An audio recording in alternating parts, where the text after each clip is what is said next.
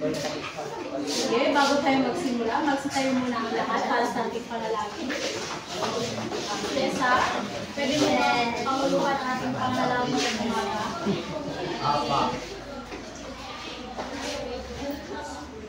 Sa ngalan ng Ama, ng Anak, ng Espiritu Santo. Amen. Panginoon, maraming salamat sa lahat ng mga biyayang pinapaloob mo sa amin. Bigyan mo po kami ng karunungan at Panginoon, pangawaan at naiintindihan namin ang mga ituturo ng aming guro. Ito ang aming dalangin sa pangalan ng ating Panginoong Jesucristo. Amen. Sa ngalan ng Ama, ng Anak, ng Espiritu Santo. Amen. Magandang umaga mga bata. Magandang umaga po! Bini-bini! Kurian! Kumusta naman kayo ngayong araw? Mabuti po! Mabuti naman kung kayo ay mabuti. Ako ay nagagalang sapagkat kayo ay nasa mabuting kalagayan. Ngayon, maaari na kayong umupo. Salamat po! May lumiban ba sa ating klase ngayong araw? Mahusay dahil lahat kayo ay nandito. Ngayon, bago tayo magsimula ay may babasahin muna tayo mga alituntunin na kailangan yung sundin sa ating klase ngayon. Mga bata, pakibasa lahat. Maupo ng maayos! Pangalawa, huwag maingay at makinig ng mabuti! Pangatlo, itaas ang kanang kamay kapag sasagot o magtatanong. Pang-apat, makipagtulungan sa pagkatang gawain. Naiintindihan niyo ba ang ating alituntunin sa umagang ito, mga bata? Ano ba kayo itagdag? Wala! Ang ganon. Mga bata, makikita niyo sa aking kaliwang parte na meron tayong scoreboard. Kaya, mamaya may gagawin tayong pangkatang gawain. Nais ko sanang kayong lahat ay magtulungan sa inyong mga gawain dahil ang inyong score ay magre-reflect dyan sa scoreboard. Naiintindihan ba? Oo! Mahusay. Ngayon, magsitayo ang lahat para sa ating pampasikla. Wow! Wow! Wow!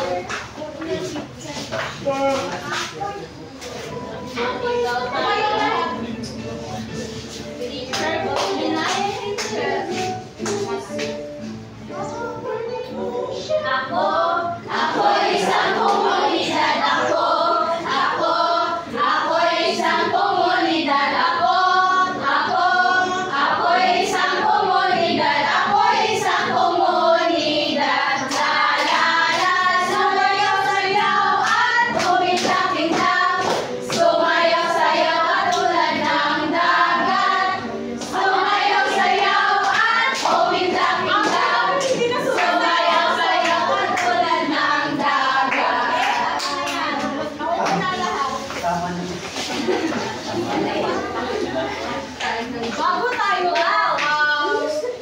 Bago tayo magsimula sa ating klase, nais ko muna magtanong kung sino pa ang nakakaalala sa ating tinalakay noong nakaraang araw.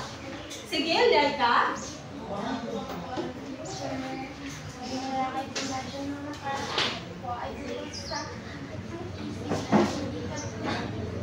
Thank you, Laika. Tama. Ang tinalakay natin noong nakaraang araw ay tungkol sa tatlong isip at di tatlong isip. Sige nga, kung naaalala niyo pa ba ang aralin natin noong nakaraang araw, may papakita akong tatlong larawan dito sa screen. Ang gagawin niyo lamang ay itaas ang inyong kanang kamay kung gusto niyo sumagot. Naiintindihan ba? Opo! Okay. Sige, sa unang larawan, ano kaya ito? Sige, Jester. Pumunta ka dito sa harapan ha. I-click ang inyong sagot. Bilisan mo. Hindi ka pala lagi siguro. Wala si Kiluwa. Mama, isang tignan natin na limang pagsang si Jester. Okay. Pangalawa, larawan naman. Isa, dalawa, tatlo. Okay, Raven? Pumunta ka dito sa harapan at i-click ang iyong sagot. Ano kaya sa tingin mo yan, Jester? Ay, Raven pa. Tama. Larawan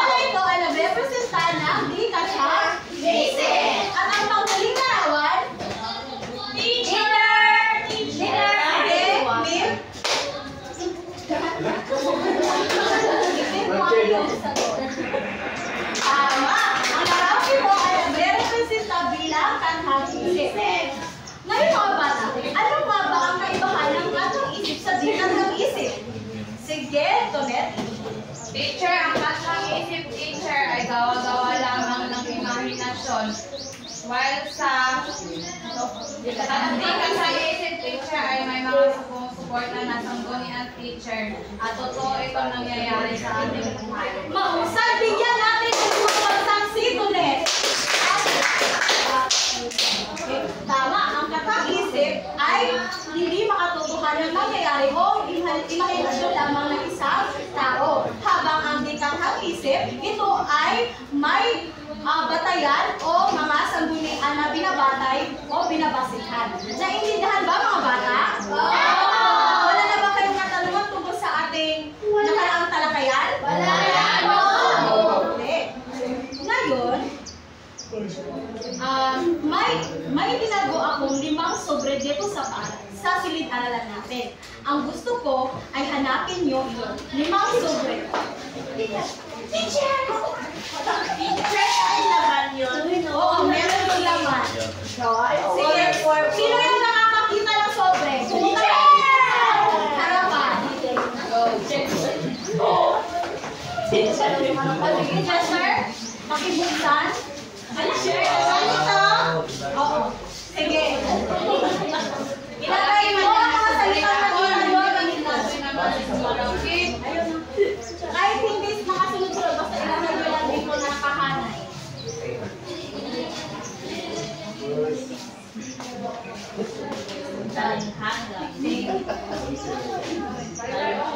Thank you, Ryan. Thank you, Lester. Salamat, Vic. Salamat, Rika, at salamat. Ngayon, mga bata, Rika, huwag ka muna umupo. May tanong ako sa'yo. May ideya ka ba tungkol sa mga salita nakita nyo? Sure. May ideya ka? Opo. O sige, anong ideya mo? Ano ba sabi mo sa mga salita nito? Teacher, yan ay mga katangian ng Sige, malalaman natin yan mamaya sa ating kalagayan. Kung tama ba ang sagot ni Rika? Maraming salamat mga bata. Ngayon, bago tayo dumako sa ating aralin, nais ko munang basahin natin ang ating layunin sa umagang ito. Pagkatapos ng aralin, ang mga mag-aaral ay inaasaha. Mga bata, pakibasa. Natutukoy ang mga elemento ng tula ay nagsasabat sa tula. Nakakagawa ng maiging tula at nailalahad ang kaalaman tungkol sa tula sa pamamagitan ng pagkikilahok sa mga iba't ibang aktibidad. Mahusay mga bata, ang mga layunin ito ay magsisilbing gabay natin para sa ating talakayan ngayong umaga. Okay, ngayon, hahatiin ko ang klase sa 3 grupo. Magsimula tayo magbilang kay Boy. Isa. Dalawa. Roderick, isa. Dalawa. Dalawa. Isa. Dalawa. Tatlo. Isa. Dalawa. Tatlo. Isa. Dalawa. Tatlo. Isa. Dalawa. Tatlo. Isa. Okay, ang huling numero ay isa. Unang pangkat, dito kayo maupo. Pangalawang pangkat, dito naman kayo maupo. At ang pangatlong pangkat ay doon sa likod.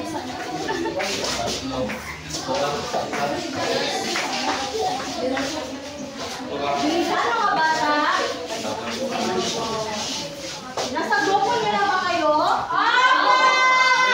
Ngayon, may ibibigay ako maikling tula. Ang gagawin niyo lamang ay basahin ito ng tahimik kasama ang iyong grupo. Naiintindihan ba, Jester at Raven? So, ibibigay ko itong kopya sa bawat grupo at ang gagawin niyo lamang ay basahin ito ng tahimik. Pagkatapos yung basahin ito ng tahimik ay pwede niyo isulat sa malinis ninyong papel kung ano ang napapansin niyo sa tulang ibinigay ko. Naiintindihan ba? Jester, naiintindihan ba? Sige, Teacher, ay group 1 sa teacher, tapos si so, lumipat na sa iyong grupo. Teacher, wala ka. Sige na, dali mo yung upuan mo dito. Bawat grupo ay gumawa ng hugis bilog. Unang pangkat, ito yung ang dalawang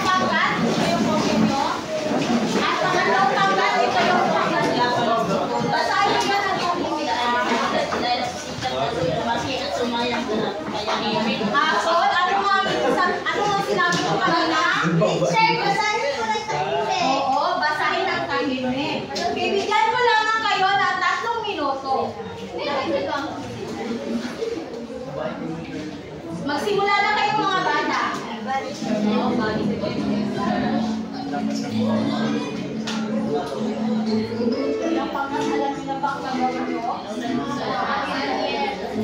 Sa akin, at sulat sa malinis na papel. Maaaring hindi nyo na isulat. Hindi nyo na lang sabihin mamaya. Naibigihan? Yes. Pangalawang sulat. Basahin nyo ng katibig. At mamaya, i-representa nyo kung ano ang papalit nyo sa sulat. Naiintindihan ba? Opo.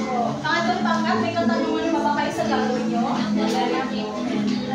Ay, babasahin nyo niya ng tahimik. Dapat kayo lahat ang magbabasa. Para kayo ay makakapagbigay ng idea. Ano nga ba ang tulong sa to? Kung ano ang napapasin nyo? Napapasin nyo? Naiintindihan ba? Pwede nyo lang hindi isulat. Pagkat sasabihin nyo naman mamaya kung ano-ano na. Para teacher, take ka na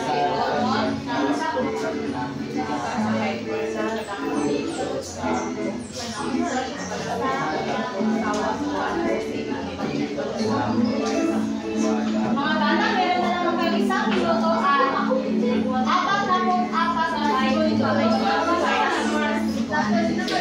Teacher, tapos na ang lahat? Sige. Ulang pangkat? Pumili kayo ng isang representante at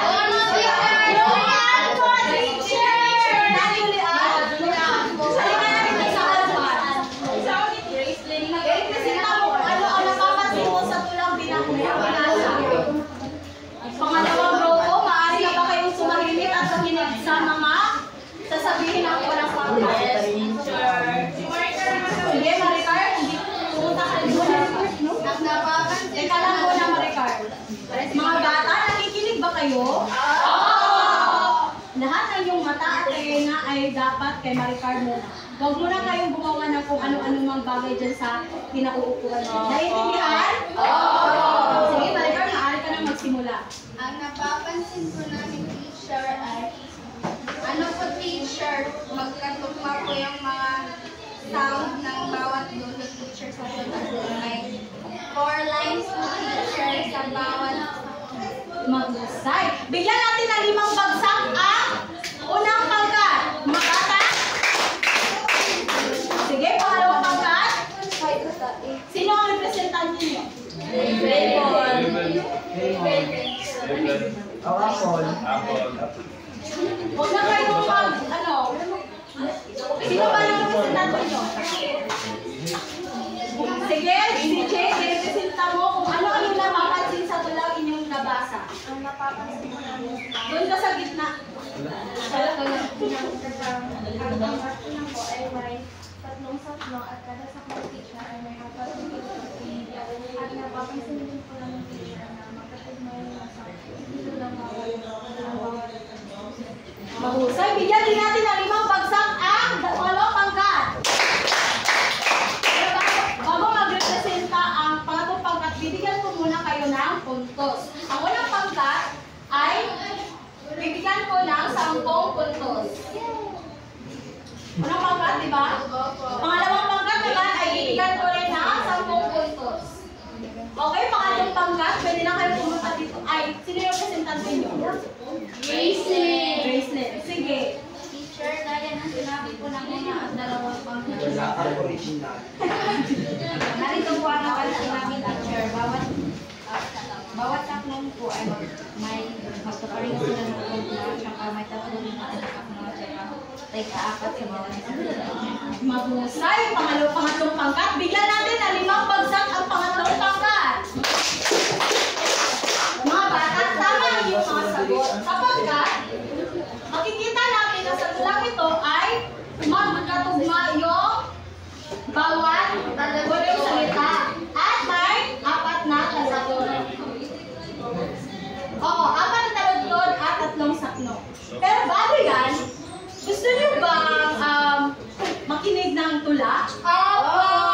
Sino yung taga-nagbina dito? Mga bata, sino yung taga-nagbina dito? Si Raymond.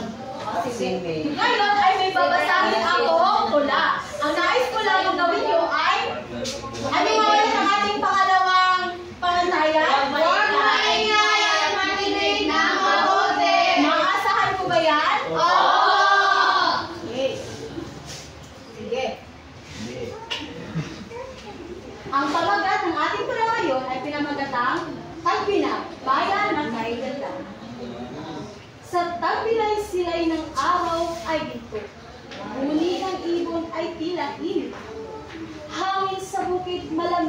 payapa, nung ang paligid ay sadyang kaitula.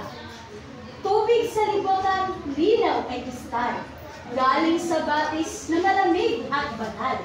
Doon ay aliw, ligaya'y natural, sama ng pamilya'y tunay na mahal. Kape ng bayan, amoy ay umaakit, sa bawat higop, lamig ay naiinit. Kasama ang bundok, tanawin ay hilig, sa tagbinay puso mo'y napapanatag. Mga tao rito'y may pusong dalisan, hindi totoo, hindi kailanman sanay. Sa pagtutulungan, sila ay tunay, kapayapaan, dito'y hindi nawawala. O tagbina kong mahal, yaman ng lahi, sa puso't diwa, ikaw ay dakili. Bayan ng kagubatan at malamig na batis, taglay mong ganday, tunay at matamis. Tagbinay tahanan ng puso ko, dito ako natutong maging totoo. Ingatan natin ang ganda ng kalikasan, upang ang bayan ay laging kaayusan. Mga bata, nagustuhan niyo ba ang tula na binasa ko? Opo! Bakit parang wala na kayong gana? Kumakain ba kayo ng bigahan niyo? Hindi. O gusto niyo basahin mo ulit yung tula? Opo! Gusto niyo basahin? Opo! Sige nga.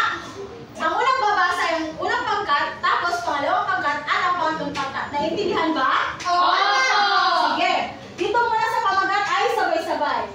Sabi na, bayan na kaiganda. Unang pangkat, Sa tabi na sila'y nakaraw ay bigo. Huli ng ibon ay tila himig dito. Hangin sa bukid, malamig at payapa. Lunti ang paligid ay sadyang kay ganda. Tubig sa pangalawang pangkat. Tubig sa liwakan, linaw ay kristal. Galing sa batis na malamig at banal. Doon ay aliw, ligaya'y natural. Sama ng pamilya'y tunay na mahal. Pangatlong pangkat, Kape ng bayan, amoy ay umaakit. Sa bawat higop, lamig ay mainit. Kasama ng dugo, tanawin ay pipit. Sa tabi na ay puso'y nagbabalat. unang pangkat, Mga tao rito'y may pusong dalisay. Hindi totoo, hindi kailanman sanay. Sa pagtutulungan, sila ay tunay. Kapayapaan dito'y hindi nawawala. pangalawang pangkat, Yaman ang lahi, sa puso't diwa, ikaw ay dakili. Bayan ng kagubatan at malamig na batis. Taglay mong ganday, tunay at matamis. sige, kayong lahat mga bata. Taginay tahanan ng puso ko. Dito ako natutong maging totoo. Ingatan natin ang ganda ng kalikasan upang ang bayan ay laging kaayusan. Bigyan natin ng 5 bagsak ang ating mga sarili. Ngayon mga bata, ano nga ulit ang pamagat ng ating tulang binasa? Tabi na bayan ng kaiganda. Mahusay. Para kanino kaya, yung tulang, para kanino kaya ito sinusulat? Para Mga bata, sa mga tao. itaas lamang ang kanang kamay kung gusto nyong sumagot. Yes, Ryan? May sinasabi ka, Ryan? Sige, tumayo ka. Ang tula ay ginawa po para malaman ng mga taga-tagbinaan kahulugan at kagandahan ng tayo. Mahusay, Ryan. Oo. Ang tula ay isinulat upang ipahiwatig sa tagapakinig o mambabasa tungkol sa kayamanan na meron ang tagbina. Gaya na lamang na libwakan at yung kape. Mahusay. Parang bilang isang estudyante, ano kaya ang simpleng bagay na ginagawa nyo upang mapanatiling maganda o maayos ang kalikasan? Itaas lamang ang kanang kamay. Sige, Apple. Taas mo naman yan. Teacher, ang ginagawa ko po ay nagtatapon Di ko yan mga Magaling, Apple. Tama, mga bata. Dahil sa edad nyo yan, mapayapa ang ating kalikasan ay huwag magtapon ng basura kahit saan. Kahit dito sa loob ng silid-aralan, kung walang basura kayo makikita, ay pwede nyo namang ilagay sa inyong bag o sa inyong, ano pa na tawag ito? Sash? Bulsa o pocket. Ngayon, sa panghuling tanong, ano kaya ang pakiramdam ang ipinapahiwatig ng manunulat? Ano kaya ang pakiramdam na ipinapahiwatig ng manunulat? Sige, Maricar. Tingin mo, ano kaya? Masaya teacher at proud. Masay. Oo. Yung manunulat ay, ano kaya tawag dyan? Proud siya at masaya sapagkat isinusulat niya o ipinapahiwatig niya sa mangbabasa o sa tagapakinig ang tungkol sa tagbina. Sa tingin niyo kaya taga-tagbina yung gumagawa nito? Uy, maaari din, hindi siya taga-tagbina pero sapagkat na-experience niya ito lahat kaya naisulat niya sa tula. Traveler teacher. Oo, traveler, mahusay ito. Bigyan natin ang 10 bagsak ang ating mga sarili. Mga bata, alam niyo ba na ang mga salita na kita niyo kanina at ang tula na ating binasa ay kaakibat lamang sa ating pag-alalayan ngayong umaga. At ito ay ang tula. Ngayon mga bata, basahin natin kung ano ang tula. Ang tula o po sa wikang Ingles ay isang anyo ng panitikan na nakakahayag ng ideya o kaisipan ng manunulat gamit ang matalinhagang salita. Tama. So sa tula na ating binasa kanina ay makikita natin may matatalinghagang salita dito. Pero alam niyo ba na itong mga salita na nakita niyo ay tama si Lika kanina. Ito ang tinatawag na elemento ng tula. Mga bata, pakibasa nga kung ano ang elemento ng tula. Sukat, sakno, kalutod, tugma, at alinhaga. Ngayon naman, isa-isahin natin kung ano nga ba ang mga salitang yan.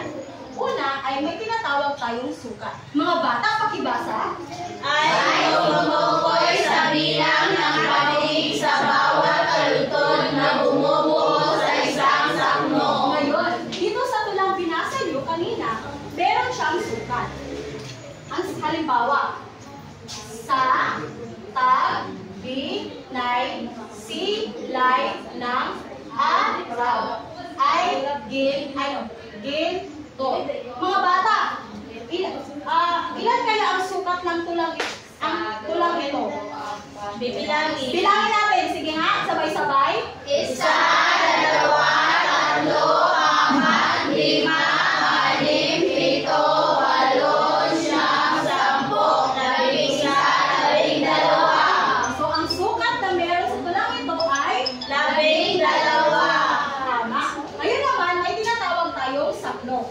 Ang sakno ay binubuo ng mga talutod o linya ng mga salita sa isang tula. Mga bata, ang sakno dito sa tulang binasa natin kanina ay ito. Ito ang tinatawag na sakno. Habang ang talutod naman ay pangkat ng mga salita sa linya ng bawat sakno. So sa saknong ito may talutod. Ang talutod, ito siya. Bawat linya ng tula. Ito yung tinatawag na talutod. At ang tugma naman, ito ay maaaring wala o naroon sa bawat huling pantig ng mga talutod.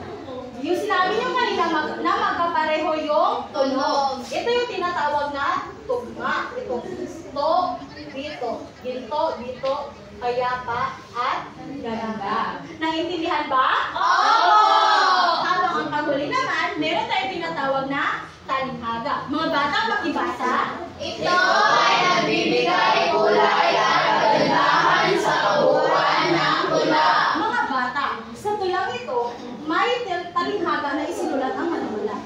Isa na dito ang tinatawag na himig dito. Alam niyo ba kung ano ang ibig sabihin nito? Dito. Kasi, ang talinghaga, ito yung nakakapagbigay malikhain sa isang o sa tula. Ang ibig sabihin ng himig dito ay parang isang uni na mapayapa at nakakapagbigay ng payapa din sa ating sarili. Isa din dito sa matalinghaga ay yung napapanatag. Alam niyo ba kung ano ibig sabihin ng napapanatag? Opo. Sige nga, Tonet. Merong peace sa comfortable. Mahusay mga bata. Oo, ang napapanatag ay ibig sabihin ay ikaw ay merong kapayapaan na nararamdaman o komportable ka sa isang bagay. Ngayon mga bata, gusto niyo ba maglaro? Opo. Gusto niyo ba? Diretso na sa paglalakad. Okay mga bata, ang galing-galing nyo. Bigyan ng jacket niya ng ating mga sarili. Alam niyo ba kung paano gawin yun? Okay, bigyan ng jacket yan. Ay, ganito. 1, 2, 3, 1, 2, 3, bigyan ng jacket yan. Tumayo ang lahat at gawin natin. Sige. 1, 2, 3, go! Bigyan ng jacket yan. Mahusay po yan. Mga bata, paghihanan ng inyong sagutan.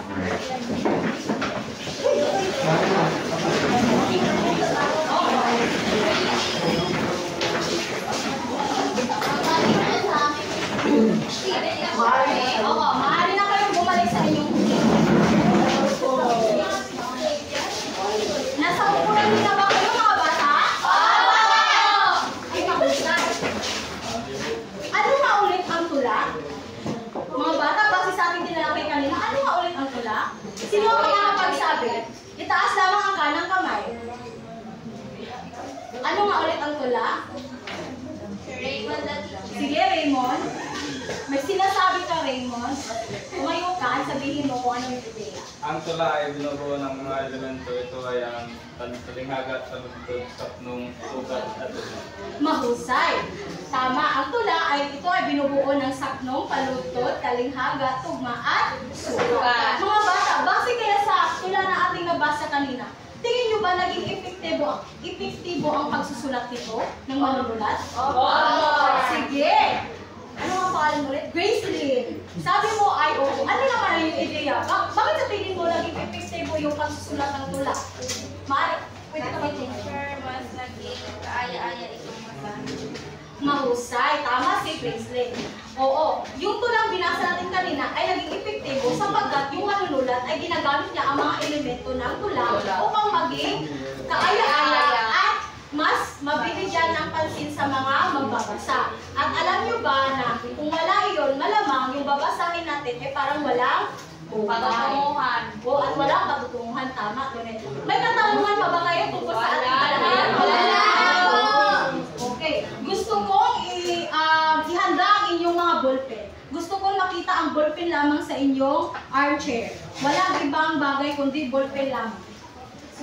Basta po. Na? Sige. Ipasa ito sa likuran.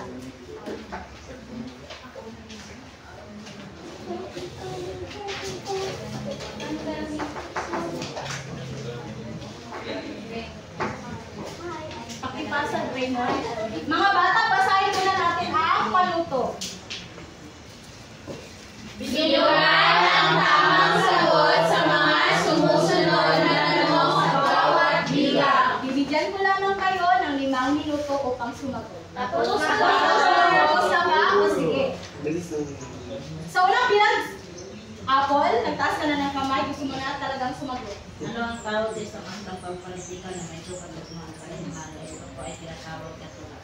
Sige nga, tingnan natin kung tama si Apple. Tama! Bigyan natin ng 3 bagsak si Apple. Sa pangalawang bilang. Sige, Rodilyn. Alin sa mga susunod ang Ano ang iyong sagot? Ha? Si teacher. Sige, tingnan natin kung si. Tama. Ang pagkakatulad ng tunog sa hulihan, ang mga salita ang tinatawag na tula. Sige, sa pangatlong pangkat, gusto ko si Marites. Sa pang-apat naman si Mip. At pang-5 si Maricar. Brian, okay na na. Say goodbye. Mga bata, maaari na ba kayong tumayo at pulutin ang mga basura na nakakalat sa inyong upuan? At ihalay din ang inyong mga upuan. Tapos na po. Tumayo ang lahat. Jester, gusto kong tumayo ka. Nakatayo. Mga bata, paalam na at maraming salamat sa inyong kooperasyon ngayong araw. Paalam na po! Bene-bene! Rian! Okay, masika po pala pa kami Rian. Dali na Rian.